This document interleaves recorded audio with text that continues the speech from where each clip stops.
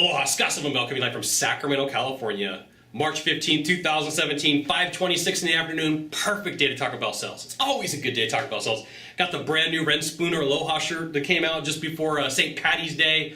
And I want to specifically talk to you today about how salespeople impact buyers' behaviors.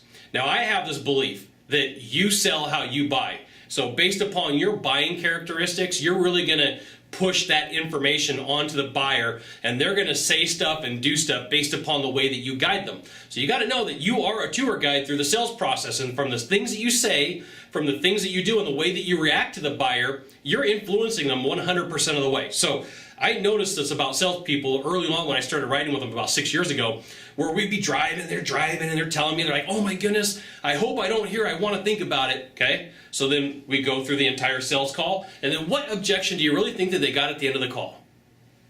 I want to think about it. Because they didn't want to hear it, they talked in circles around the whole conversation, and they guided the conversation based upon what they were thinking that they didn't want to hear.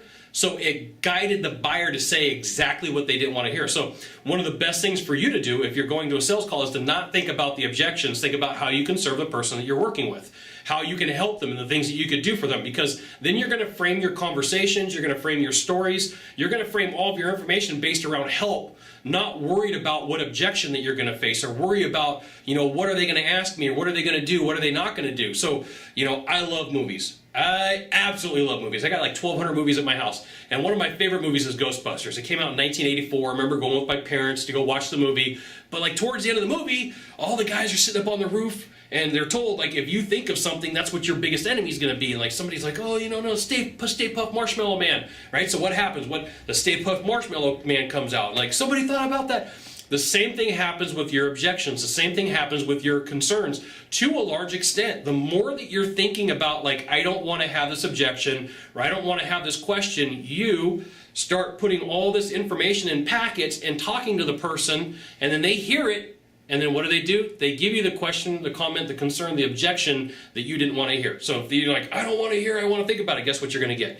I don't want to hear, I'm getting 3 bids. What are you going to get? They're going to give you 3 bids. So you got to go with a clear mind. You got to go with a clear belief, because if you don't have this, chances are really good, whatever objection you don't want, you might as well just go grab a mirror and be like, there you go. There's the objection, okay? You're going to talk yourself into whatever problem, whatever situation, whatever objection that you don't want is going to be your biggest enemy, and that's what's going to come up. Now, if you could do a small favor for me in the box down below, leave a comment, question, or story, that'd be fantastic. To the right or to the left, there's a subscribe button. You know what you got to do. You got to subscribe. And then last of all, you can send it out to all your friends via StumbleUpon, Facebook, Twitter, Google+. Why not even LinkedIn? Scott Sylvan Bell. We'll see you soon. Thanks for watching. Aloha.